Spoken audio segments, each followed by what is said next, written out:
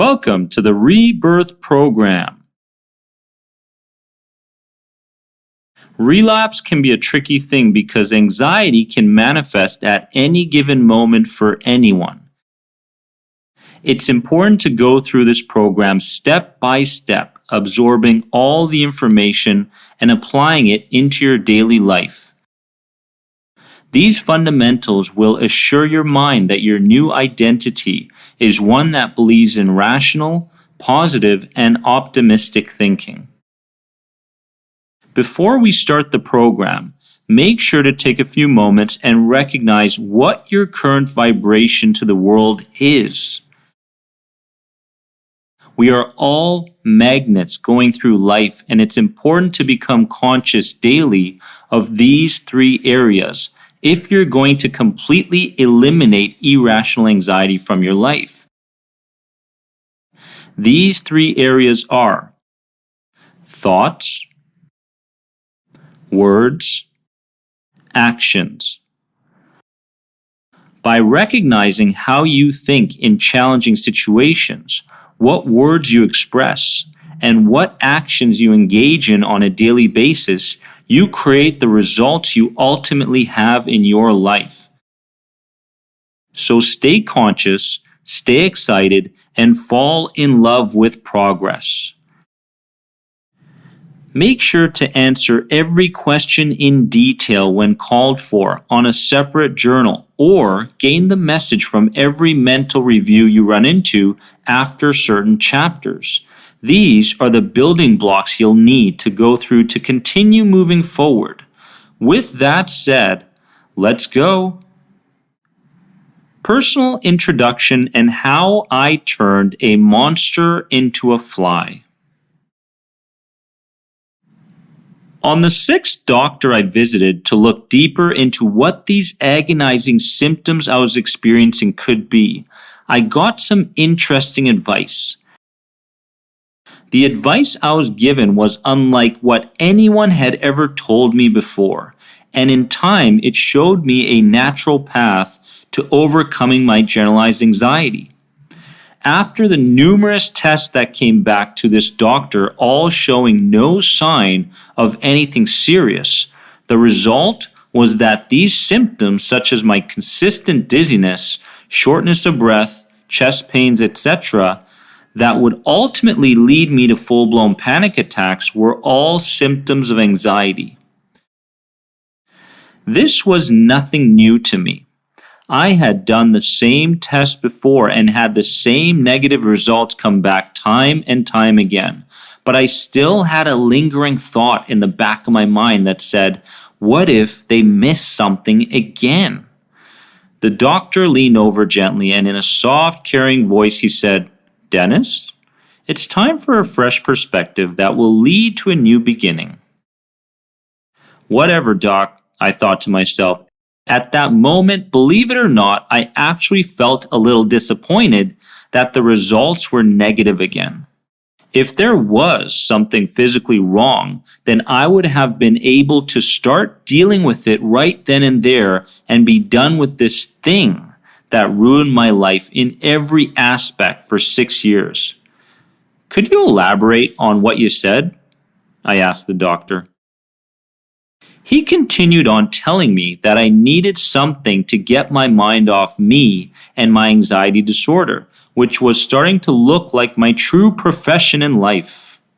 The cycle of what's wrong with me, what will be of my future as a professional athlete, with a dream that wasn't fulfilled yet, will I ever be happy? And how the heck would I ever take care of this newborn baby we had, led me down a road of feeling powerless. This anxiety monster was impossible to be tamed in my eyes back then. The beginning of the end. The doctor went on to tell me that I needed a strong attachment to something and run with it so that it would stop my over-worrying cycle of thinking solely about myself. Simple advice, I thought. And I explained to him that there was nothing more important than me in this world. Obvious answer, right? and proceeded to leave the doctor's room as I played the role of a hopeless and dead man walking. I went home. As I was home, I wondered what the next step would be. I had exactly 36 different types of zombie pills, benzodiazepines, witch doctor cures, herbs, vitamins, teas, antidepressants, you name it, lying in my cupboard. Some were empty and some were half full. I was a hopeless wreck. But just before I did my usual search on Google to see what the newest supposedly symptom of anxiety could be linked to potentially, I stopped myself and thought a little deeper into what the doctor was trying to tell me. Anxiety was my true profession. Let me remind you that thinking wasn't something I did much of. I lived a life in total reaction to my physical world, and there were anxiety triggers everywhere, from people to driving to snowflakes, for God's sakes. The only relief my anxiety disorder gave me was when I was sleeping. And most days when I woke up, I couldn't wait to get back to sleep again. I thought long and hard for the next 2 hours, wrote down all my thoughts about what the doctor could have meant by this advice to me, and came up with some unexpected answers that were truly mind-blowingly simple, but potentially powerful enough to create an exit strategy from the grips of panic and anxiety. The answer was right there. I quickly realized that who I surrounded myself with, I became. My environment had a massive impact on how I thought, felt, and even acted. The more I hung around and practiced with better tennis players than me, the faster I improved my own tennis game. The more anxiety forums I became attached to daily, sharing how bad my day went and my fears of the future, the bigger the hole was that I was digging myself into. By the doctor saying that I needed a fresh perspective that will lead to a new beginning, I quickly realized it meant that I needed to put myself in an environment that could make my anxiety disorder issues look much smaller than what I had made it out to be. I did the one thing I always deep down wanted to do. I booked a visit to the children's hospital the next day so I could get a first-hand look at the children there who were suffering through illnesses I feared due to my health anxiety. Grateful for my condition? As I walked through each room of the children's hospital saying hi to all the kids, a feeling started coming over me that I hadn't felt in a long time. That was the feeling of guilt. Guilty for playing the role of victim each and every day for years around the people that cared for me the most. Guilty for being selfish and thinking of my needs only without considering the needs of others. And guilty for giving into the cycle of fearful thoughts that led to focusing solely on these symptoms of anxiety. These kids were only into the first years of their lives and were asked to bravely battle illnesses that they weren't prepared to battle. I realized that they didn't have control over their illnesses at all, whereas my condition was something I had total control over.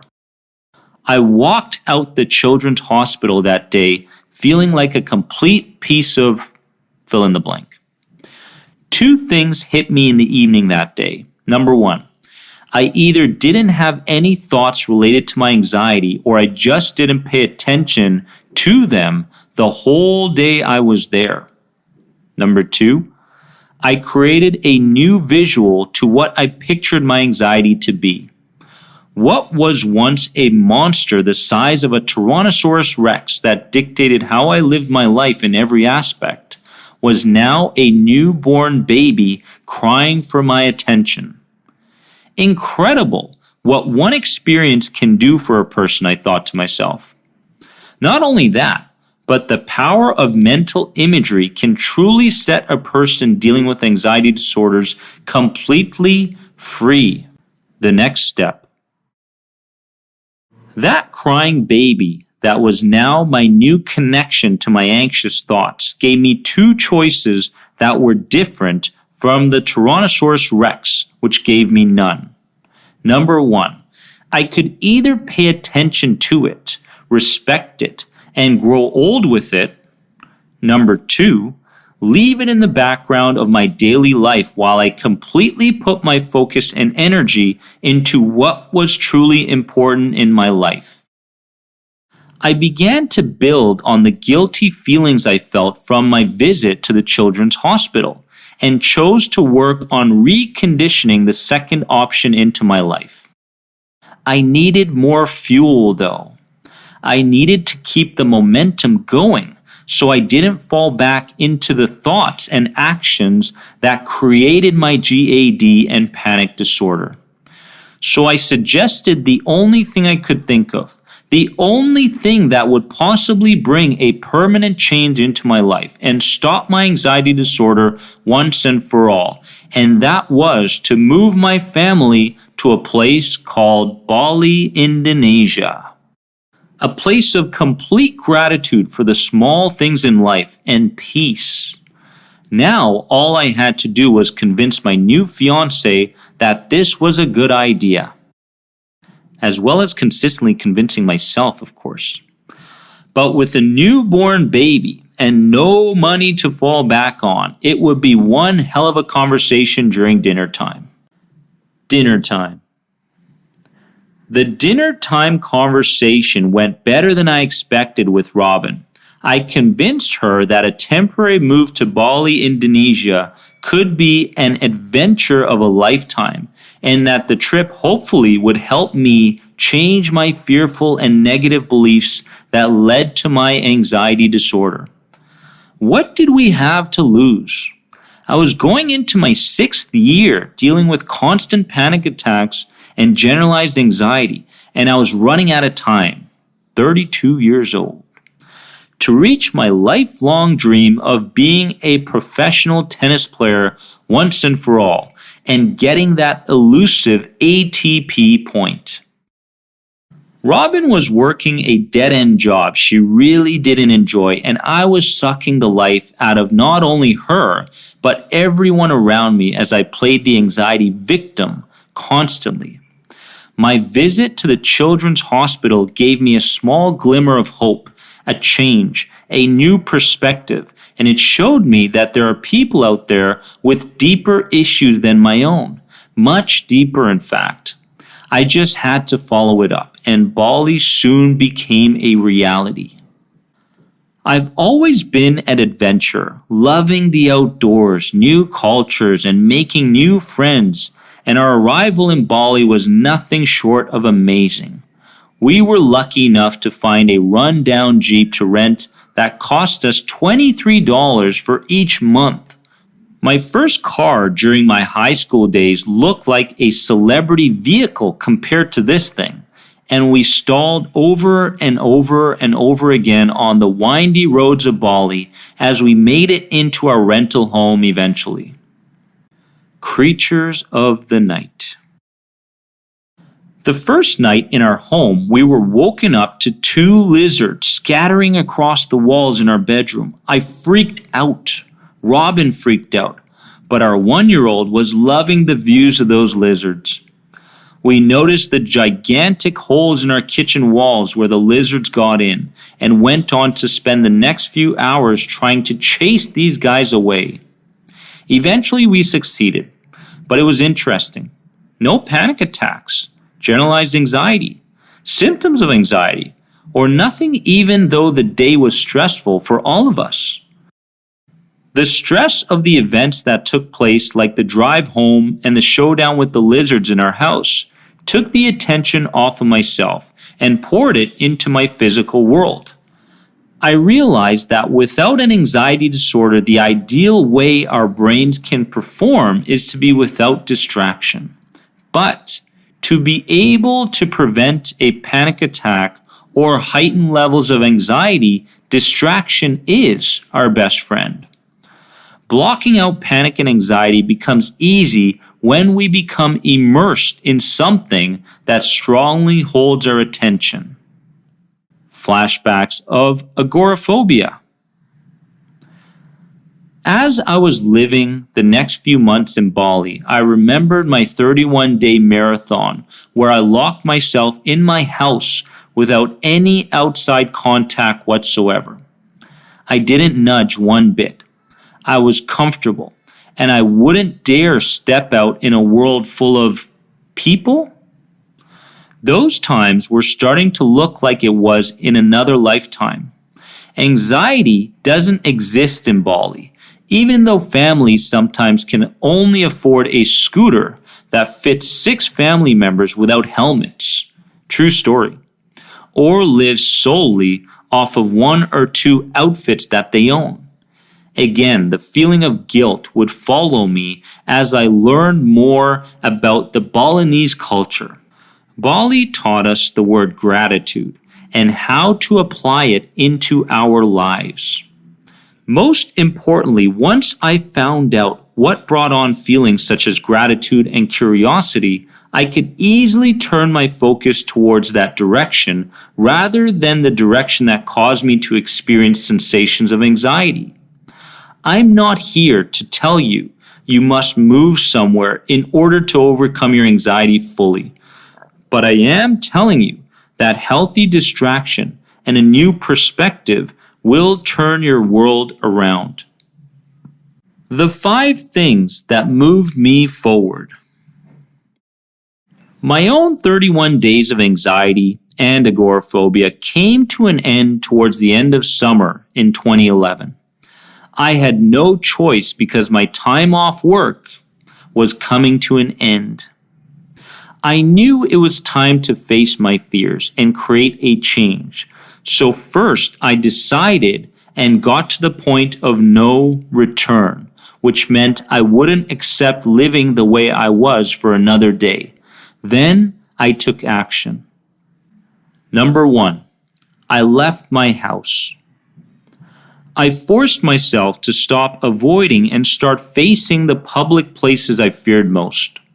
Although I still avoided much of my friends and family in order to hide my condition, the overwhelming feelings of intense panic slowly started to subside as I put effort into reconditioning a new mindset about the places I feared and making certain lifestyle changes that would add to my recovery from GAD and panic attacks. I remember vividly the first place I went to when I left my house, and that was the grocery store. On that day, it seemed like I had killed 2 birds with 1 stone. I overcame my agoraphobia and also went somewhere crowded and normally uncomfortable for me. As I walked the 2 very long blocks to the grocery store that day, I remember being aware of everything around me, from the cameras at the stoplights to the design on the old man's hat. Everything. I felt a little lost and confused, but I thought to myself, who cares? I've made a decision. I've learned from others who have overcome their own mental struggles, and I am ready to take on the world. As I continued walking, I became more aware of my panicky bodily sensations, and they were creeping up on me fast. I felt my heart palpitating and dizziness kicking in, but this time I was prepared for those feelings. I quickly remembered the movie, The Gladiator, and how Maximus mentioned, "Death smiles at us all. All a man can do is smile back." So with that in mind, and my immense fear of death due to what my symptoms of anxiety might do to me, I smiled back. I had brought with me a recording that I recorded myself that reminded me to simply allow the sensations to be present. Then apply a challenge to a physical exercise, which for me was power walking to the store. And the challenge was to get to the store in 7 minutes flat. The final step was to let the storm pass. This recording played through my headphones over and over again and repeatedly kept my mind focused on facing the fear and not running from it. I got to the grocery store and accomplished my challenge of 7 minutes, got what I needed, checked out, and applied the same 3-step reminders on the way back. As I got home, I didn't care who was watching as I pranced around just outside my door like a conquering hero. I was thrilled, and now I realize that I am in fact welcoming the challenges that my mental health was creating, rather than running from them, and I couldn't wait for the next day to feel that same sense of accomplishment again. Number 2. I created new meanings for what I was afraid of. Of course, it took time for the new data in my mind to kick in. Number 3, I was proactive. If you are struggling with your own mental health, you have to become a great problem solver and not play the victim card day in and day out. Number 4, I focused on celebrity success stories. These stories gave me that light at the end of the tunnel that for so long I believed did not exist. Number 5, I surrounded myself with positive people. I learned the importance of who you surround yourself with and how you go about overcoming anxiety disorders.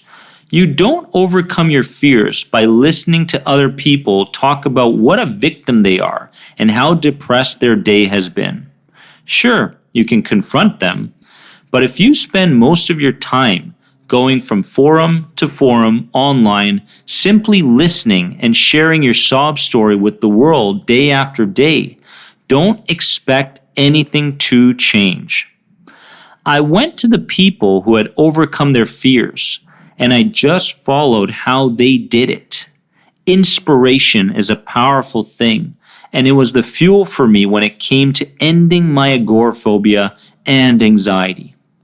A great support team is absolutely vital in both cases, and expressing yourself consistently with someone that understands what it's like to have gone through a traumatic event themselves, or a professional in the form of a counselor, therapist, life coach who has dealt with some PTSD victims in their past, will over time make the memories of the event less and less frightening. These are the solutions that millions of people are looking for every day to end their issues related to GAD and agoraphobia.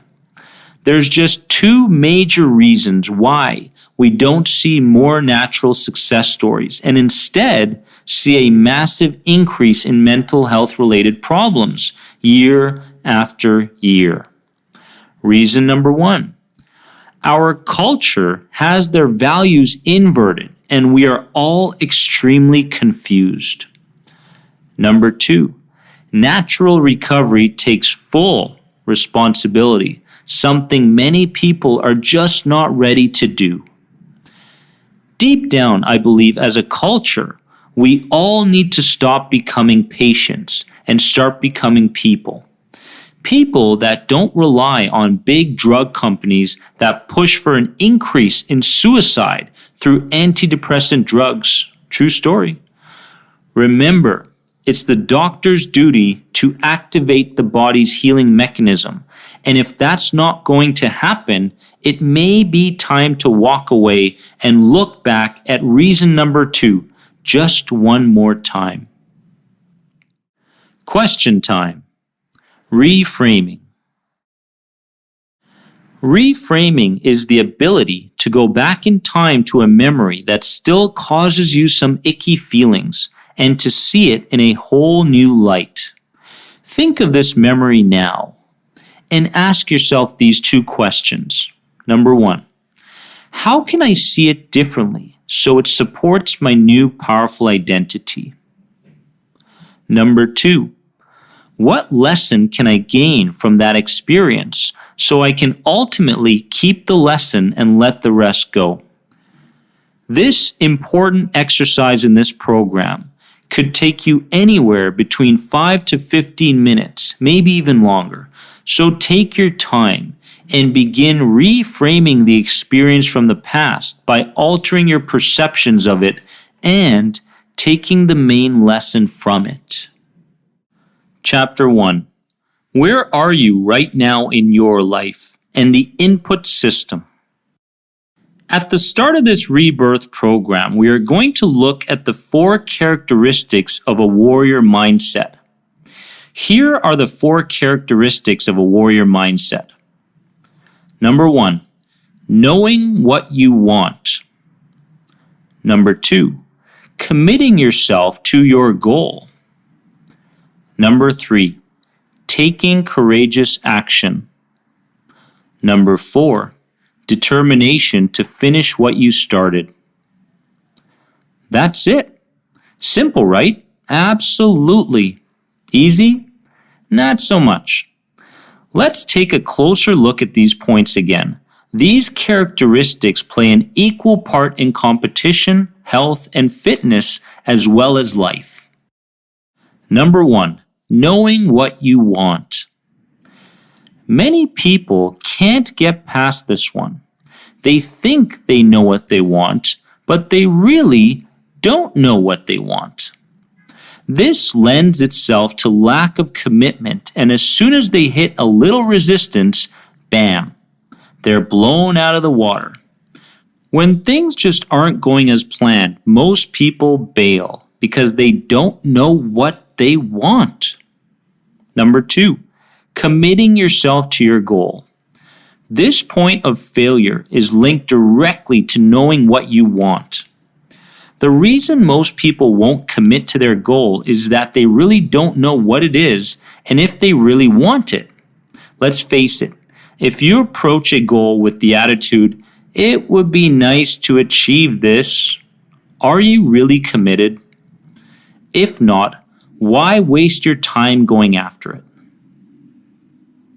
Number 3, taking courageous action. Notice that I didn't say timid action. I said courageous action. This means being bold, taking risk, putting yourself out there for the entire world to see. Sure, any action is better than no action. If you've got points 1 and 2 above nailed down, take a long, hard look at this one. Nothing happens without action, period. Results are directly proportional to a person's energy and their action. No action, no results. Timid action, timid results. Courageous action, spectacular results. Number 4, determination to finish what you started. This by far is probably the toughest to adhere to. With the emphasis today on multitasking and the next best thing right around the corner, many people become distracted. If they don't become distracted, as soon as they hit a wall or a dip, they'll look for an easier way. This point is also closely tied to point number 1, knowing what you want. If you truly deeply know exactly what you want, you will find the determination to finish what you started. You've just been given the 4 key components for success and read about the 4 characteristics of a warrior mindset. And yet, there hasn't been given a single solarity point that absolutely points to the reason why people fail, or has there? If you've been paying attention, you'll see that there's a common thread through all the points mentioned above. Want to know what it is? It's you. Yep. The individual is the main reason for the success and the failure. This may sound pretty harsh, but it's true. Okay, so this might have been a little tough to comprehend. It's not the individual per se. It's how they think that is the number 1 reason why they fail. This section should have been a massive eye-opener for you, and I can only hope you'll take this valuable information and start applying it starting today. the input system. Now here's how your entire system works. A deep understanding here will create more power in your conscious mind to overtake any unconscious programming you've been under in the past. Stage 1. Information overload. Information comes into your mind, and most of this information bypasses the conscious mind and goes directly to your subconscious mind. Stage 2. Filtering. The part of your brain called the reticular activating system takes that information and deletes it, distorts it, and generalizes it based around how you see yourself, your identity, and whether something is a threat to you or not. Stage 3. Storage. The information that has just become filtered gets stored in your system for access the next time you're faced with the same situation, person, etc. Remember, your system always wants to automate things, so when information gets stored in the subconscious, it is readily available for your emotional mind next time. Stage 4. Habits. The information that has been accepted, filtered, stored, now turns into habit. The anger you feel during altercations with your wife, readily available habit. That dreaded feeling you get when you wake up and know a long day at work is ahead, habit. Everything gets automated into habit until the conscious mind steps up and believes and does something different with the information that comes in. Stage 5. The creation of reality. You've now created your version of reality through the information you choose to unconsciously turn into habit. Everyone's version of reality is different. Everyone's perceptions are different. This is important to understand. You are not experiencing what is real, only an interpretation of what is real, based around what has been practiced the most. Can your reality change? Absolutely. Learning from the East. Living in places like Bali and Singapore had a big effect on my belief system, to say the least. Being in the presence of people in the Asian culture has taught me that in many ways, Western medicine and society got it wrong. How, you ask? Simply put, because drug-free miracles in regards to mental health are just another day in the life for certain cultures. Medications such as Prozac can open up a whole new bag of worms for you. Here in the West, we use professional therapists for social anxiety disorder that drains us of our dollars and, more importantly, years from our lives with no real solution. While in the East, they use laughter therapy, which instantly begins to bring a sense of togetherness in people, as well as provides a true solution to any lingering anxiety one may feel. But that's just silly, right? Who would want to sit, walk around, run maybe with other people who suffer from social anxiety while at the same time laughing hysterically for no good reason while it contagiously affects one another? Funny enough, many have overcome their social anxiety and have built confidence and momentum through these types of medicine-less mental health care places in the East. Our culture provides Prozac to overcome depression, with limited knowledge shared with us about the future dangers of these drugs. While in Eastern cultures, they use mirrors that surround the clinically depressed individuals and ask them to smile as big as they can for 20 minutes straight as they move around the room with the others. Sounds creepy, right? Well, it works. I've realized that, simply put, we have been raised in our Western culture to simply fear everything and learn to think about things we don't want to happen to us.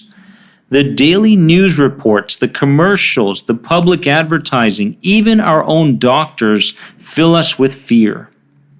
We go through life day by day trying to avoid the things we truly deep down don't want. And due to this kind of belief system, we unfortunately attract more of what we fear. Whereas in the Eastern cultures, many have learned that miracles are normal. Change can happen instantly, whether that is in our mental or physical world, and that we have the capability to influence our world in whichever way we choose, through focusing and feeling what we truly want in our lives. This is the only true explanation I have for the miracles I've witnessed in my 3 total years living in the East, such as tumors being removed from the body, depression being completely overcome in a mere 1 hour's time, and certain fears and phobias being completely removed from people's lives again in lightning fast speeds. When we think a thought, that thought is a possibility. Whether that thought is positive or negative, it is up to us to choose which one we want and add fuel to the end result through a set strategy that involves knowing and feeling what we want without only thinking about what we want. Fortunately, at this point in my life, since I've witnessed such changes, not only in my own life, but others as well, no one will be able to tell me again that a miracle solution is not possible, or coping through an anxiety disorder, for example, is all there is. Going through the day thinking the worst might be right around the corner is something that has been programmed and can easily be reprogrammed. All we have to do is look east for guidance. Chapter 2. 3 reasons people stop progressing. Generalized anxiety disorder and panic disorder can play some nasty tricks on a person that makes them feel like they're losing control, or going crazy, or even about to die. GAD is definitely chronic, and every day is filled with exaggerated tension and worry that wears on people mentally and physically, even when it may seem like nothing is provoking it. Sufferers of GAD seem to always anticipate the worst possible outcome no matter the situation. Waking up in the morning can usually be enough to provoke some serious anxiety, just thinking about how to get through the day. Then if you, the GAD sufferer, has a good day free of those nasty symptoms of anxiety and gets a break from fearing the worst at every corner, you will think, great, things are finally changing for the better. Just when you start to relax, you are hit with that uneasy, worrying habit and a new barrage of confusing symptoms such as dizziness, difficulty swallowing, and body zaps, just to name a few.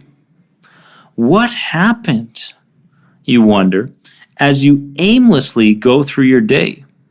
Here are 3 reasons why you may be caught in that panic and anxiety cycle that only fuels your generalized anxiety disorder further. Number 1, you fall for the bait. A human being's natural instinct is to protect itself. So when sudden anxiety symptoms hit, the first thing we try to do is get rid of those 2 scary words that consume us, which are what if. But trying to get rid of the overwhelming scary thoughts in our minds just creates more juice for them to exist. So we must understand this important lesson right now. Complete acceptance. I know what you're thinking. It's hard to accept these thoughts and feelings at the time they happen. I don't blame you at all. It's hard, but it's not impossible.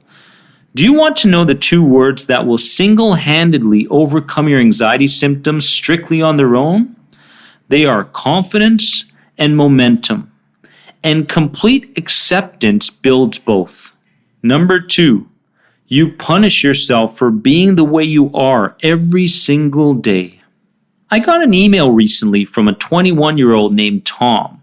Tom can't leave his house for more than 20 minutes, and if he does, he tearfully comes running back home. Basically, he fears everything from the smallest social interactions to these overwhelming symptoms of anxiety. And at any moment, he feels he will lose control of his mind or his body. When I asked Tom why he thought he was going through generalized anxiety disorder as well as being a complete hypochondriac, he answered, "I deep down don't feel like I deserve to be happy and have nothing to contribute to the world." This saddened me, to say the least. Tom didn't believe he had the right to experience abundance in the different aspects of his life, and this pushed him into a life of fear and ultimately led him to being confined in his house. This then fed the generalized anxiety and panic attacks he was experiencing even further. At this point, Tom doesn't see a way out, but lucky for him, I do. I'm now asking Tom to take up 3 things: a hobby, an exercise routine, and gardening. He really has no choice with the gardening. By starting small in a systematic way, Tom will be implementing these 3 things to his daily life, which will bring new meaning to what being in public means. And this will take him out of the cycle of self-punishment and into a world that again brings confidence and momentum. Number 3, you don't drink enough water. We've all heard it before, but few of us have ever done what we know, me included in the past. But with our hectic lives, who has time to drink water? Like any habit, carrying your favorite water bottle around as you refill it will make your nerves much happier. Tufts University conducted a study which found that a lack of water and natural fluid intake resulted in depression, anger, and a generally negative mood. The study had examined the connection with student athletes, and this is just one of the many studies out there. Over 75% of Americans are chronically dehydrated, and the effects of dehydration can influence your anxiety levels more than you think. Most people wait until they're thirsty to start drinking water, which is in fact way too late. Excuses were a part of my 6-year struggle with generalized anxiety and panic disorder. I looked for every reason why I couldn't step out of my comfort zone and take small steps to create positive, lasting change in my life. Don't let excuses hold you back on your road to recovery from GAD, health anxiety, and panic disorder, especially when it comes to the 3 listed things above that are preventing you from living a fulfilled life. I have said it before and I'll say it again. If I can do it, so can you. Mental review. Number 1. Replace the words "what if" with the words "what now." What now says what must I do to prepare right now rather than what will happen if so and so happens.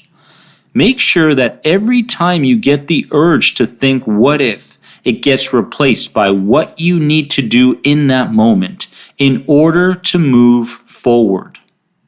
Number 2, take notice if you're beating yourself up internally for what may have happened in your past and for what you may still be feeling today.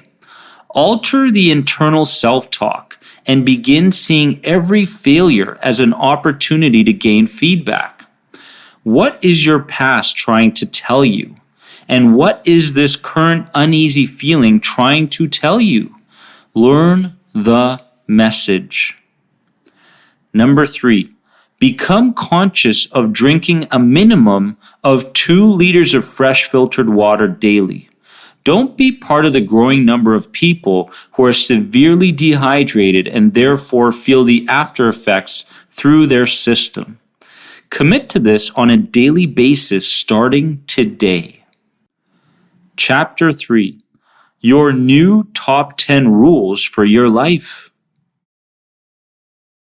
At this point of where you are in your life, it's important to focus on some rules to follow so that your progress can be continued. Let's get into these top 10 fundamentals for living fulfilled from this day forward. Number 1, get moving and grooving. Movement creates momentum, positive momentum. Do you like to go dancing and feel that nightclubs and bars are a thing of the past for you?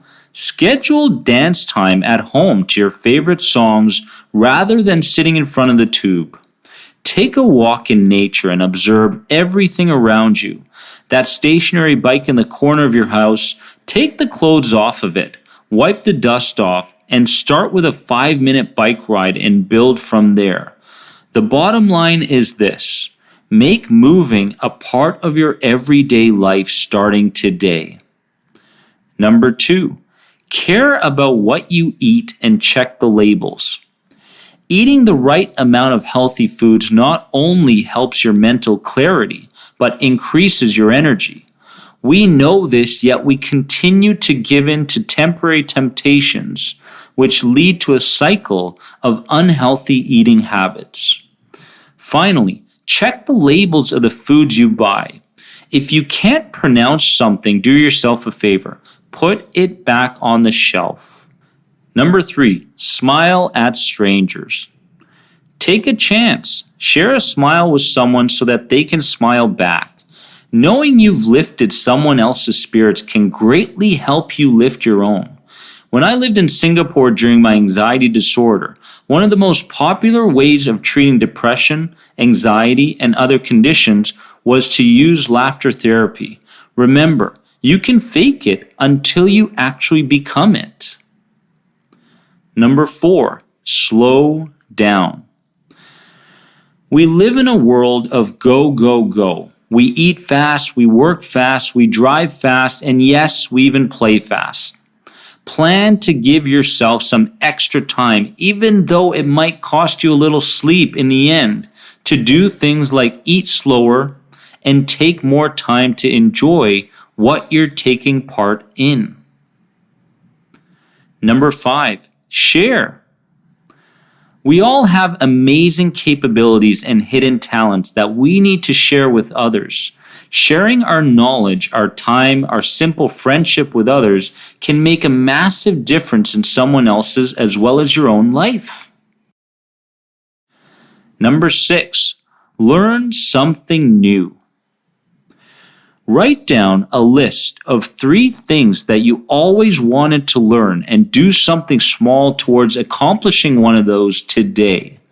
Don't let your mind convince you that you don't have enough time, or it will be too difficult, or even that it may be useless in the future.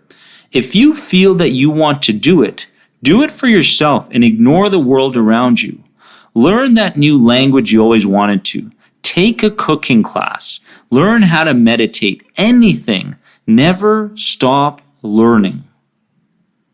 Number 7, practice patience. Rude behavior can be the result of a lack of patience. Consciously making patience a part of your daily life will lead to a more relaxed feel in every aspect of your life. Number 8, clear the clutter in your head between tasks. Throughout your day, take 15 seconds between tasks to enjoy some peace. Don't jump from one thing to another without giving yourself this 15 seconds of time in between to sit quietly and just breathe. In the long run, this 15 seconds of peace will keep you more conscious of your thoughts and actions. Number 9, preview and review. I cannot tell you how important this is.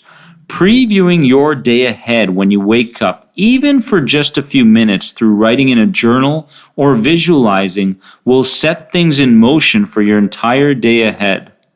Focus on exactly how you want your day to go and bring some emotion behind the preview of your day. Once your day is done, it's time to give yourself a few minutes of time to go over the great things from your day. the compliments you got, how smooth things went at work, anything. Number 10, give yourself some credit. When we get so caught up in what we need to do for ourselves and for others, we forget to reward ourselves for a job well done. When I was in kindergarten, we had a reward system where if you did a good deed for someone or you accomplished a task at school, you had to hug yourself for 30 seconds straight. Now, I'm not telling you to hug yourself in front of people for 30 seconds if you do something that you or others are truly proud of. But you must find a reward system of some sort that brings you some good feelings. Take a step back and notice what's happening in your life. If there's an aspect of your life you're truly not happy with, stop feeding your mind with thoughts such as things aren't too bad compared to fill in the blank. Stop rationalizing with yourself and make a clear decision on what you want. This list will definitely get you thinking about things in the right way. Chapter 4. How will you know when you've completely put irrational anxiety behind you? Here's how you will know when you've recovered from your anxiety disorder completely. Number 1. When your body has had enough rest and nourishment that your energy is back and chronic fatigue is not an issue anymore.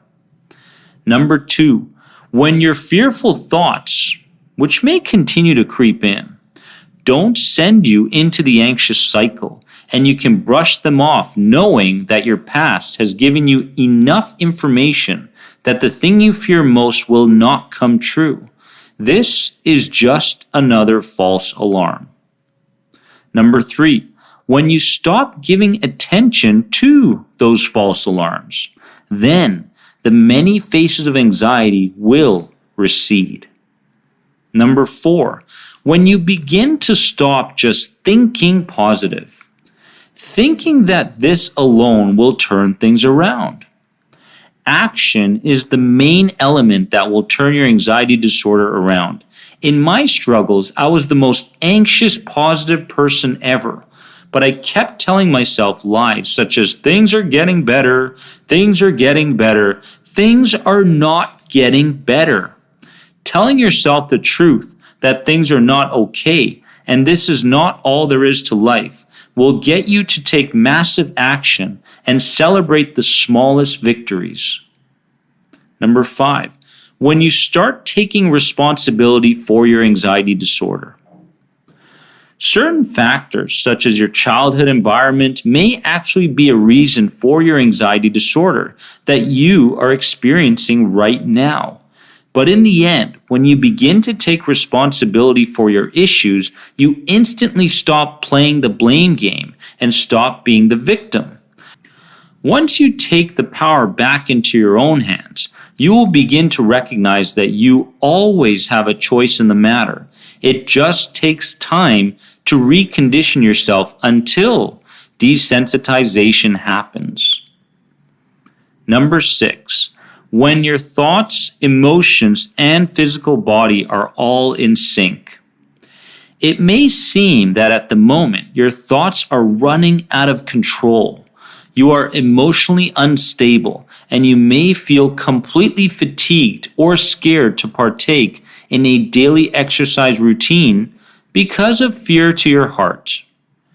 Once these 3 things are aligned, you have the momentum, you have the pace, you have the direction that you want to go in your life. You have now consciously fed your conscious mind good things, which means that you have a new default mode. This new default mode will become optimistic, rational, and positive. This is what we want.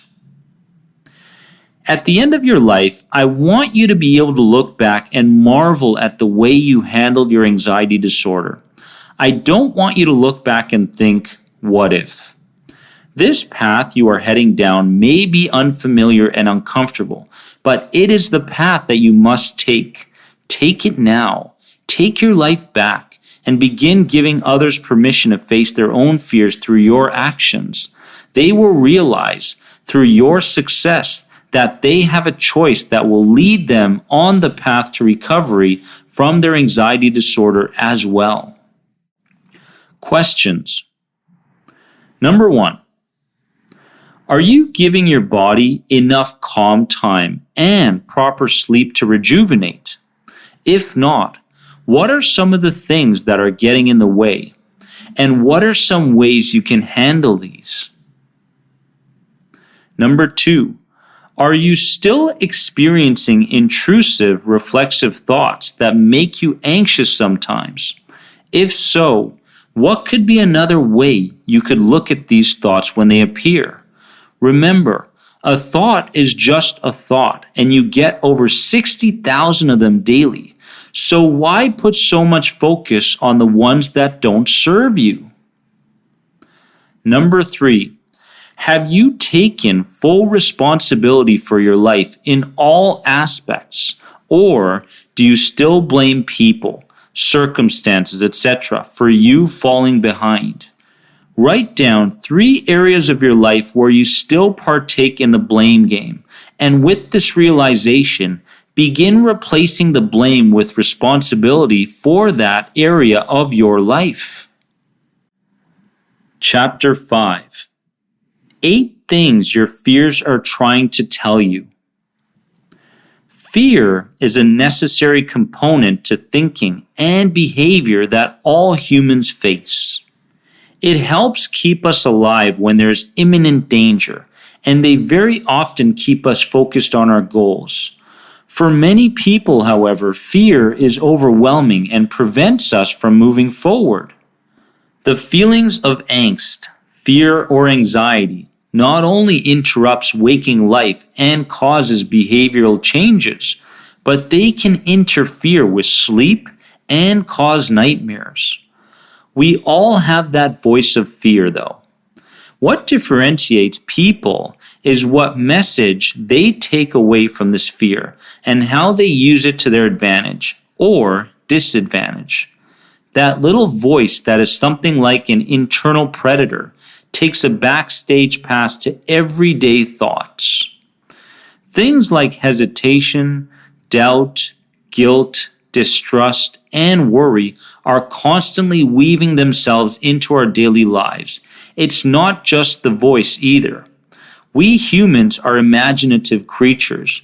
We can visualize several worst-case scenarios in a series of minutes, which can then prevent us from acting and facing our fears. Some things that fearful voice might say are, "You sure you want to speak in public and risk looking like a fool?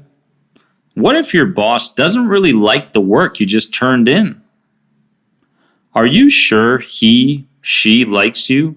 Can you handle another disappointment? Do you really want to wear that outfit in public? You sure you want to go to the store right now? It's awfully busy in there. What if someone is carrying the Ebola virus?"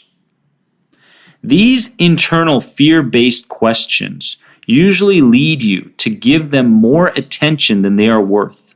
Sometimes they even create physical changes like rapid breathing, increased heart rate, sweating, and even panic attacks. Most of us judge fears as being negative or bad and therefore want to get rid of them completely. But that may not always be healthy. Some fear is good for you. Messages they bring help you to better understand your psychological makeup, your personality, your character, your passions, and things you need to work on to succeed. Fear is the one that puts love into perspective so that we are not too naive or vulnerable, which can be just as dangerous and damaging. Fear and love are not opposites, but neighbors that must learn to work together to create an overall balanced human being. There are plenty of things your fears can show you, but let's look at 8 of them. Number 1, fears show you how deeply you care about something or someone. This can either fuel your fire and push you to go after what you want, or it can paralyze you and make you run for the hills. Number 2, when you are afraid of looking stupid in front of your bosses and coworkers, it's because you value intelligence and want to show you are able to perform with high attention to detail. You are a perfectionist, and because of that, this fear lets you know that you are the right person for any job. Number 3, fear of abandonment, especially in relationships, is probably one of the most common fears in Western culture. There are many things this can tell you, including the fact that you want a loving and genuine relationship. It can tell you which relationship needs repairing, who abandoned you first. You can let this fear make you run from possibilities or trudge through mucky waters of building a relationship and see if you make it through. Number 4, when you care about what people think about you, it's because you want to be respected, and this drives you to behave in a way that you would respect in other people. There is a delicate balance many don't understand here. You don't want others' opinions to have too much of an impact on your thoughts and behaviors, but being indifferent to their reactions forces you to relinquish your ability to empathize. Number 5, fear of failure is another big one. This can cripple a lot of people into not acting at all, which will undermine their success.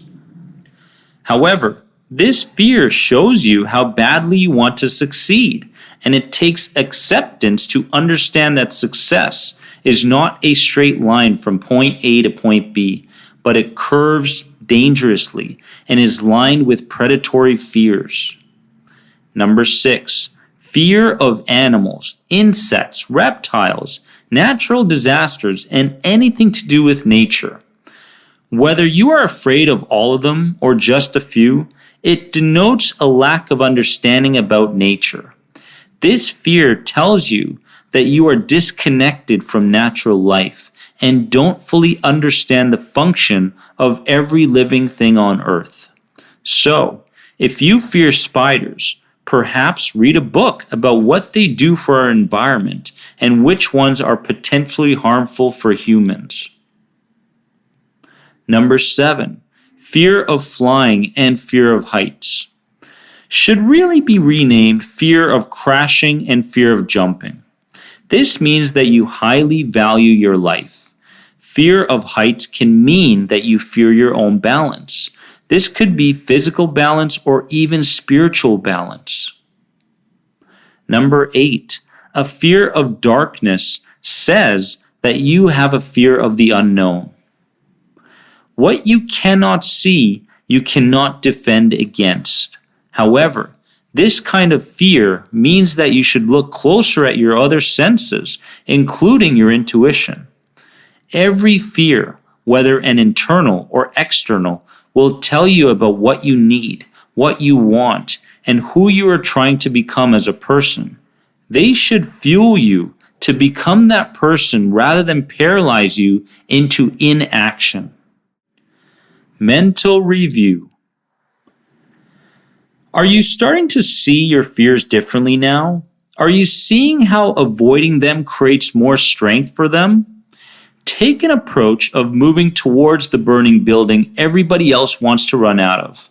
See your fears as a challenge. See your triggers as a challenge, and understand that the term neuroplasticity is your mind's ability to change its practice conditioning.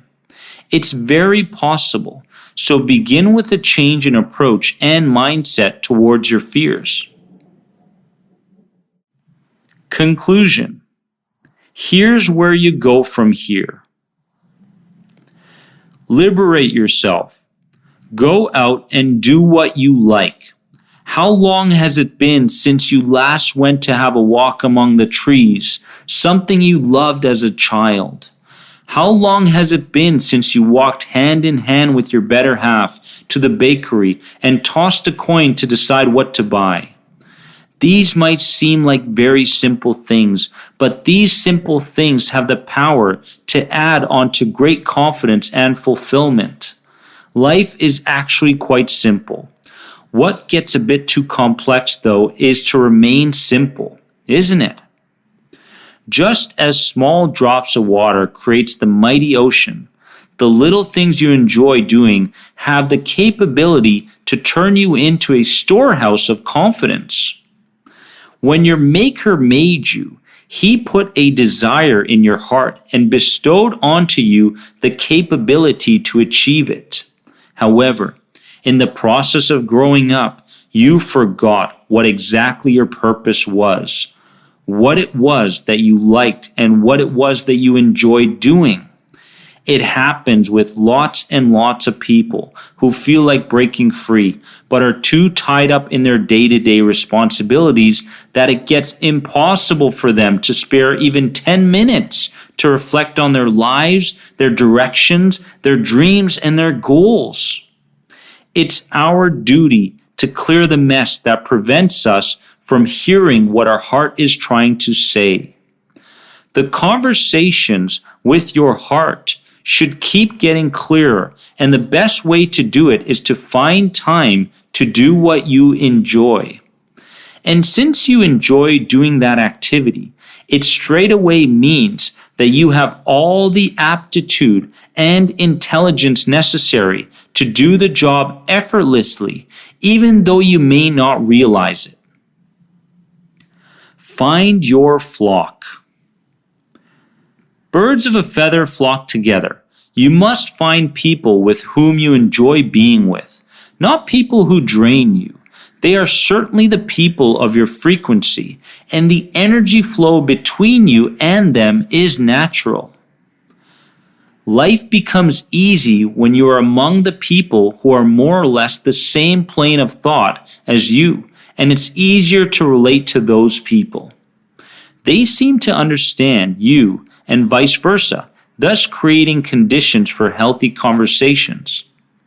A good conversation is a very healthy exercise and an important need for our minds. We all want our ideas to be heard and appreciated, and a good company provides platform for the same. Set achievable goals and go for it. The journey of 1,000 miles begins with a single step. The idea is to begin with a small single step that can then further develop into giant strides. Learn to do the work at hand rather than to overwhelm oneself by looking at the entirety of a mammoth-looking task. Just like the soil underneath your foot, the top of the mountain too would someday be under your step. The only way to do something is to go for it. No matter how small the progress is, the focus should be on completing a task successfully, even though it is a small task. A series of big uncompleted tasks is a sure-shot way to depression and further anxiety. Break a big task down into a list of small tasks to be completed. Tick off from your list each job that is successfully completed. A completed task, no matter how small it is, gives a sense of achievement that boosts our confidence and equips us with more energy to try a bigger task. My friends, the time has come to go into the world fearless and empowered. Remember that you always have a choice on how you react to your thoughts and any practical problems you face in the world. People will begin seeing your change as an inspiration for them to partake in a similar path. Think about what these changes will do for you. Think about what will happen when you fully commit to personal growth each and every day. Think about how the different areas in your life will be affected by this positive change. Never let go of the pleasure states you will be in and are in as long as you fall in love with progress daily. You deserve greatness, so strive for it on a daily basis and don't allow anyone to drown your true voice. Dennis Simsek, copyright, The Anxiety Guy, Rebirth.